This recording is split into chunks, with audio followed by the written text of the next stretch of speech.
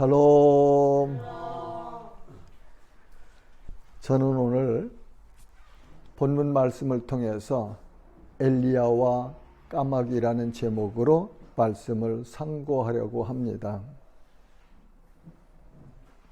엘리야, 그는 누굽니까?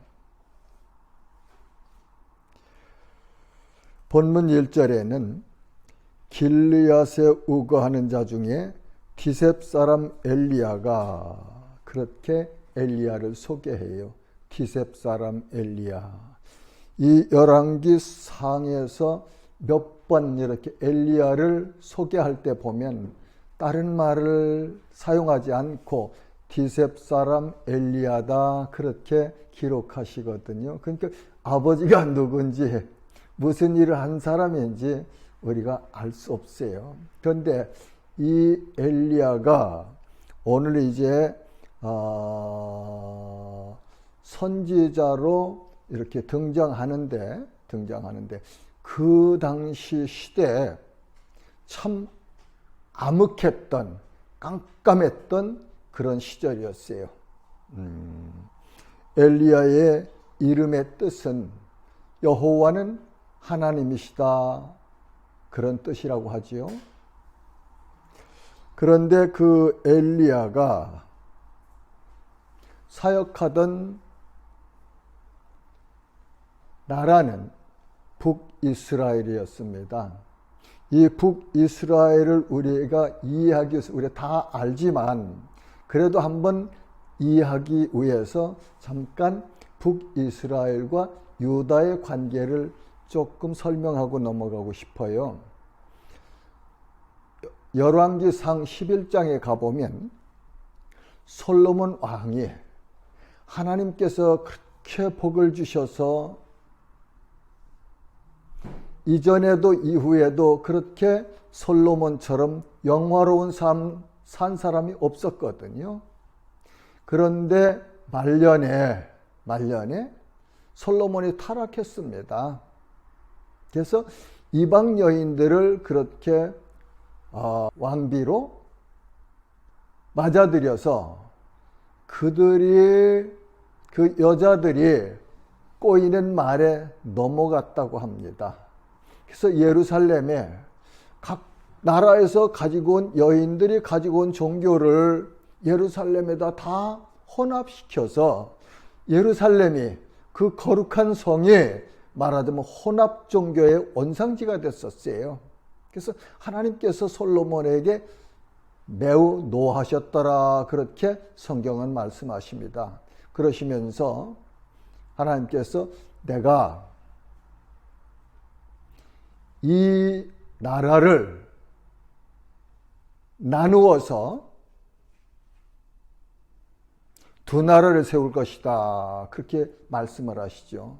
그런데 다윗을 생각해서 솔로몬 내 때는 그렇게 안 하고 내 아들 때 나누리라 그렇게 말씀하셨습니다. 그래서 솔로몬의 아들 르호보암이 왕이 되었을 때 저 애굽으로 내려갔던 여로보암이 올라옵니다. 그렇게 해서 백성들을 이끌고 와서 르호보암 왕에게 그렇게 요청하죠. 당신의 아버지 솔로몬이 우리에게 너무 부역을 많이 시켜서 너무 고통스럽습니다. 이 부역을 좀 당신은 줄여주십시오 하는 청을 했습니다. 국민청원인가요? 그랬더니 르호보암이 아버지를 섬겼던 그러니까 경륜이 많은 노인들 대신들하고 의논하니까 그들은 그 받아들이십시오. 그렇게 해서 백성들을 좀 짐을 덜어주면은 그들이 왕에게 더욱 충성할 것입니다. 그러죠? 그 다음에는 자기 세대 같이 자란 청년들 대신들에게 그 이야기를 자문을 하니까 뭐라고 하죠? 우리 아버지는 채찍으로 너희를 다스렸으면 나는 전갈로 다스릴 것이다 하면서 거불지라고 합니다.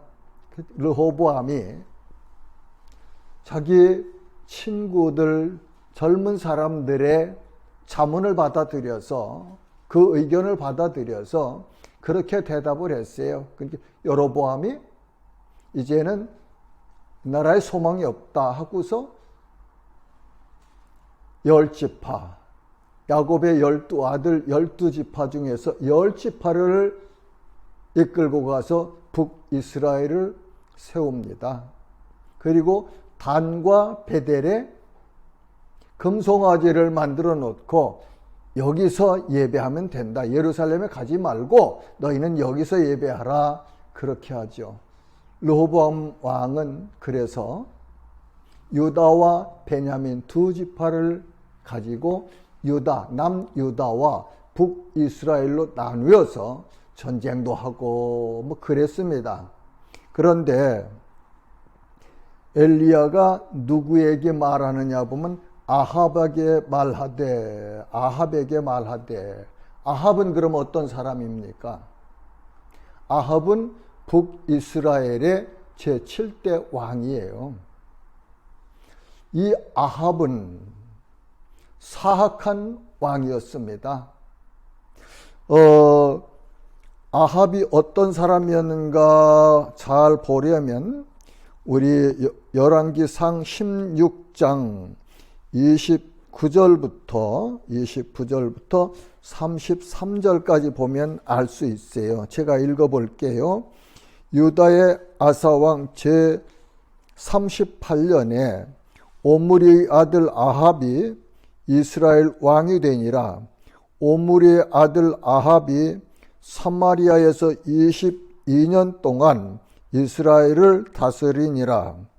오므리의 아들 아합이 그의 이전의 모든 사람보다 여호와 보시기에 악을 더욱 행하여 느밧의 아들 여로보암의 죄를 따라 행하는 것을 오히려 가볍게 여기며 시돈 사람의 왕 엣바알의 딸 이세벨을 아내로 삼고 가서 바알을 섬겨 예배하고 사마리아에 건축한 바알의 신전 안에 바알을 위하여 제단을 쌓으며 또 아세라상을 만들었으니 그는 그 이전에 이스라엘의 모든 왕보다 심히 이스라엘 하나님 여호와를 노하시게 하였더라. 네. 이렇게 아합 왕은 하나님의 말씀을 떠나서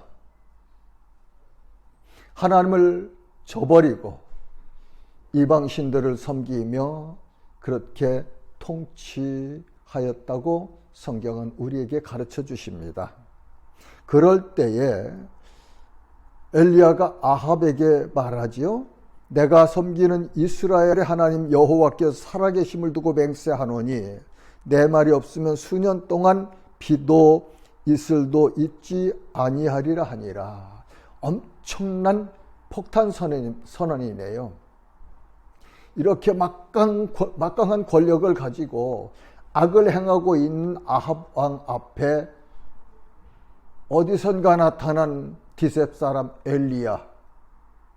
그는 자기를 소개하면서 내가 섬기는 이스라엘 하나님 여호와께서, 여기서 섬긴다는 것은요, 예배한다, 경배한다, 그런 의미를 가지고 있습니다. 내가 예배하는 여호와 하나님께서 말씀하시되, 그러면서 이름도 없는 저 말하자면 디셉 천구석에서 살던, 거기서 났나 보죠. 디셉 사람이라고 하니까. 근데 이 당시에 우거하던 살던 곳은 길르앗 땅이라고 그러고 있습니다. 그렇죠? 길르앗 땅에서 우거하는 디셉 사람 엘리야가 그렇게 말하는 것을 보면은 그는 악한 왕 아합 앞에 담대히 나가서 하나님의 말씀을 고하는, 전하는 그런 삶을 살고 있네요. 그러면서 엘리야가 아합에게 전한 메시지 내용이 여호와께 살아계심을 두고 맹세하노니 내 말이 없으면 수년 동안 비도 이슬도 있지 아니하리라 하니라.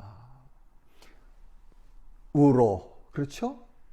비도 이슬도 내리지 않는다.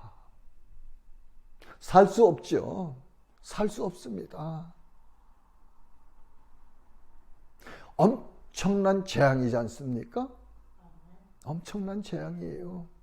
엄청난 재앙. 백성들이, 사람들이 살아갈 수 없는, 가축들이 살아갈 수 없는 그런 상황을 가져올 것이다 하는 하나님의 말씀을, 메시지를 전하네요.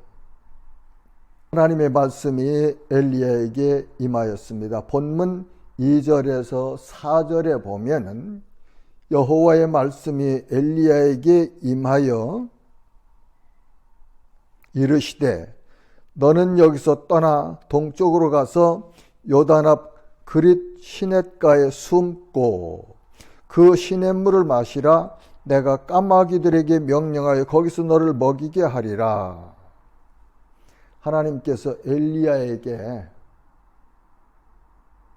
어디에 가서 어떻게 지내고 거기서 내가 먹고 마실 것, 그것을 내가 공급하리라. 사람을 통해서 공급하는 것이 아니고 까마귀를 통해서 공급하신다고 말씀하시네요. 까마귀. 말씀에 보면은 레위 지파는 여호수아가 땅을 분배할 때 기업을 주지 않았습니다. 그러면서 레위 지파의 기업은 하나님이시다, 여호와시다, 그렇게 말씀해 주시거든요. 그런데 엘리야 선지자에게 하나님께서는 기적 같은, 기적이죠, 까마귀를 통해서 떡과 고기를 주신다고 말씀하셨죠. 자, 엘리야가 어떤 사람인가 우리가 한번 좀 봐야 되겠어요. 엘리야가 5절에 보니까 그가 여호와의 말씀과 같이 하여 곧 여기 이 단 한자 곧이라는 이 말이 엄청난 의미를 가지고 있습니다. 곧 가서 요단 앞 그릿 시냇가에 머물매. 하나님이 말씀하시니까 바로 즉시 하나님의 말씀에 순종했네요. 아브라함이 그랬잖아요. 아브라함이 하나님께서 내 사랑하는 독자 이삭을 번제물로 바치라고 하실 때 아브라함이 아무 말도 하지 않았어요. 다음 날 아침에 일찍 일어나서 사원들에게 땔감을 가지고 그리고 지우고 그리고 아들을 앞세워서 3일 길을 걸어갔다 오잖아요. 거기에 성경은 어떤 내용도 기록하지 않았어요. 하나님이 말씀하시니까 아브라함이 그대로 순종한 것이죠. 엘리야도 그러네요. 엘리야도 그럽니다. 여호와께서 말씀하신 곧 가서, 바로 가서, 즉시 가서, 이것이 하나님을 섬기는 사람들, 하나님을 사랑하는 사람들, 하나님을 온전히 믿고 따라가는 사람들이 살아가는 자세입니다. 네. 하나님께서 하라는 대로 그렇게 했지요. 그랬더니 하나님께서 하신 말씀을 하나님은 신실하게 이루시는 것을 우리가 볼 수 있어요. 6절에 보면은 까마귀들이 아침에도 떡과 고기를, 저녁에도 떡과 고기를 가져왔고 그가 시냇물을 마셨으나. 떡과 고기, 까마귀들을 통해서 아침에도 떡과 고기를 주셨고 저녁에도 떡과 고기를 주셨고, 물은 그 그릿신의 물을 마셨다고 시냇물을, 네. 그러니까 떡도 있고 고기도 있고 물도 있고, 네. 이렇게 하나님은 자기 백성, 자기 종들에게 이 땅에서 살아갈 때 필요한 것들을 공급하시는 하나님이심을 우리가 볼 수 있습니다. 그래서 너무 염려하지 말라고 하시잖아요. 너무 염려하지 말라고. 아까 최 목사님께서 땅끝에서 복음성가 부른 다음에 여러분의 땅끝은 어디입니까? 그러고 질문하셨죠. 제 땅끝은 평양입니다. 예레미야서에 보면 내 사랑하는 양, 내게 맡겨준 양떼들은 다 어디 있느냐? 그렇게 목자에게 물으시는 말씀이 있어요. 나는 그 말씀을 읽을 때마다 하나님, 제 양들은 저 평양에 있습니다. 북한 땅에 있습니다. 막혀있는 저 땅, 갈 수 없는 저 땅, 복음이 없는 저 땅, 거기가 제 땅끝이에요. 그 땅끝을 향해서 가고 있습니다. 엘리야는 어쩌면 사악한 왕 아합이 있는 그 사마리아 성 북이스라엘이 그분의 땅끝이었는지 모르겠어요.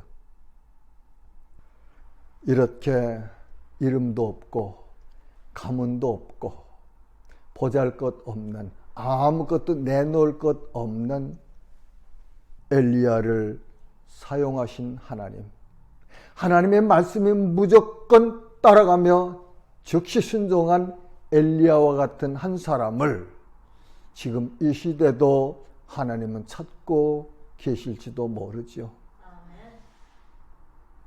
사랑하는 동역자 여러분, 지체 여러분, 여러분들이 이 엘리야와 같은 한 사람이 되시기를 주님의 이름으로 축복합니다. 다 버릴 수 있을지라도 하나님이 말씀하시면, 하나님이 원하시면 그 말씀에 순종하는 사람, 모든 것 다 제쳐놓고 하나님이 하신 그 말씀 따라 살아갈 수 있는, 생명 걸고 나아가서 선하라는 말씀 전할 수 있는 그런 한 사람이 되시기를 주님의 이름으로 축복합니다.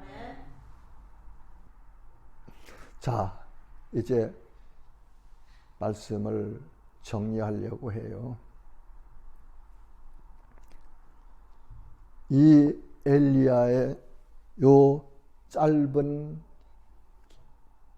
말씀 속에서 엘리야를 통해서 이루어진 이 사실들을 보면서 우리는 어떤 교훈을 받아야 할까요? 먼저는 선과 악을 분별하고 시대를 알아야 할 것입니다. 시대를 알아야 돼요. 그래서 로마서 12장 2절은 너희는 이 세대를 본받지 말고, 이 세대를 본받지 말래요. 오직 마음을 새롭게 함으로 변화를 받아, 마음을 새롭게 해서 변화를 받아 하나님의 선하시고 기뻐하시고 온전하신 뜻이 무엇인지 분별하도록 하라. 분별하도록 하라. 이 세대를 본받지 말고, 타락한 세대, 음란한 세대라고 예수님은 말씀하셨어요.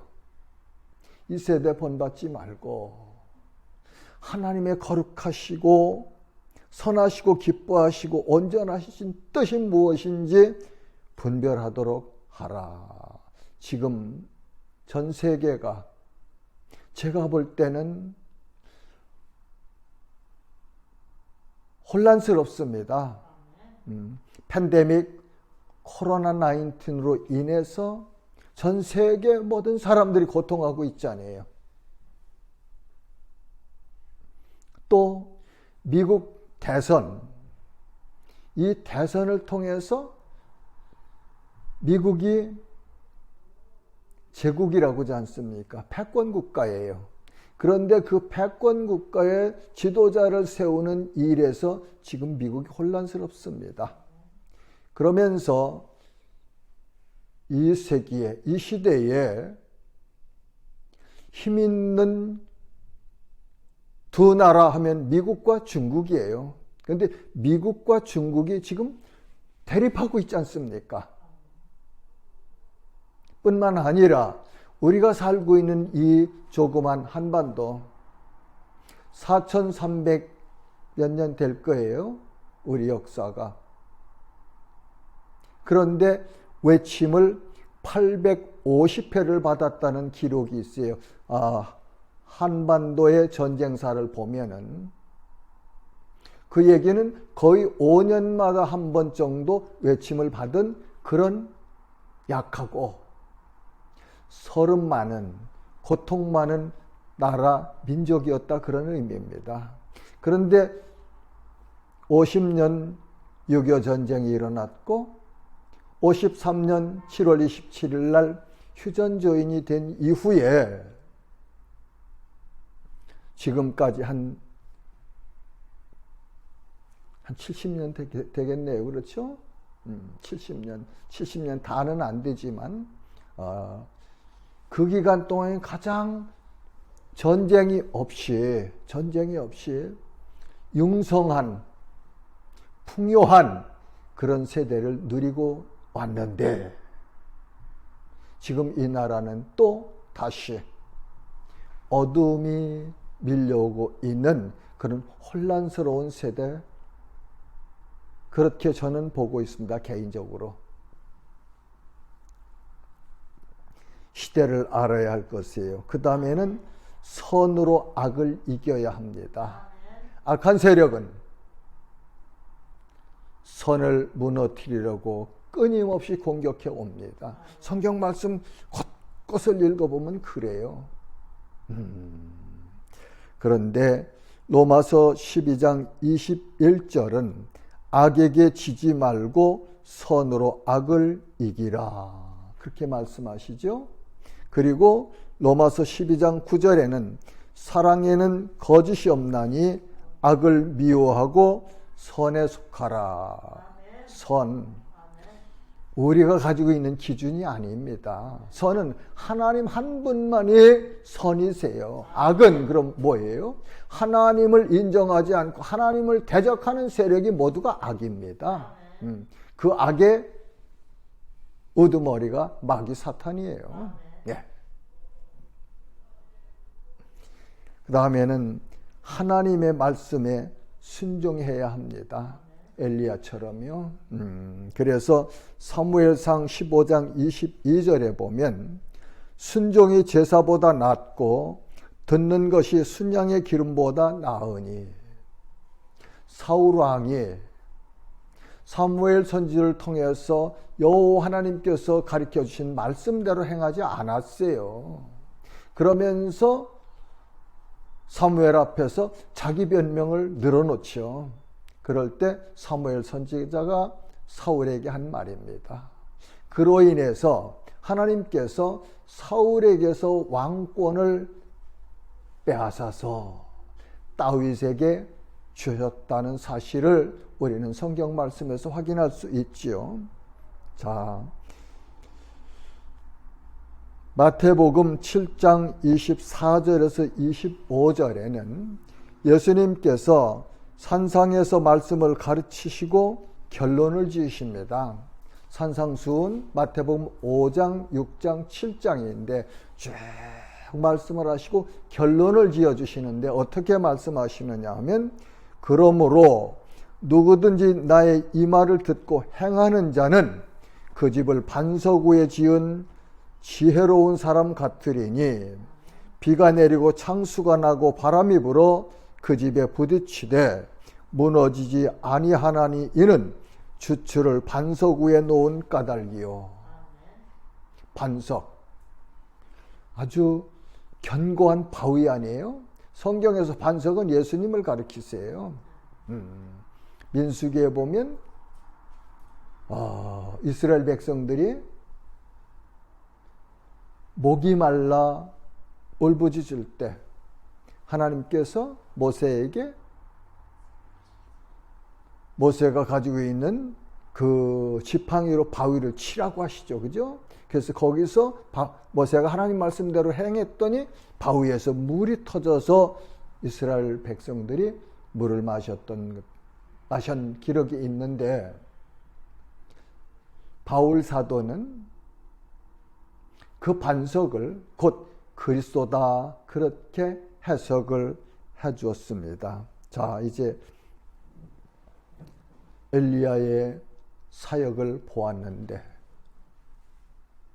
우리도 이 암울한 시대, 이 어두운 시대 있습니까? 엘리야처럼 기도해야 합니다. 기도해야 합니다. 야고보서 5장 17절과 18절은 엘리야는 우리와 성정이 같은 사람이로되 그가 비가 오지 않기를 간절히 기도한즉 3년 6개월 동안 땅에 비가 오지 아니하고 다시 기도하니 하늘이 비를 주고 땅이 열매를 맺었느니라. 기도하니까, 간절히 하나님 앞에 기도하니까 하늘이 닫혀서 비가 내리지 않았고, 다시 또 하나님 앞에 간절히 기도했더니 하나님께서 하늘을 열고 비를 내리셨다. 그렇게 야고보는 우리에게 가르쳐주고 계세요. 이로 보건대 우리는 기도하는 일에 열심히 있는 삶을 살아야 하겠습니다. 흩어져 있는 처소에서 여러분들이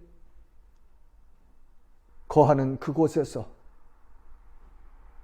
마음을 열고 하나님을 향해서 하나님 앞에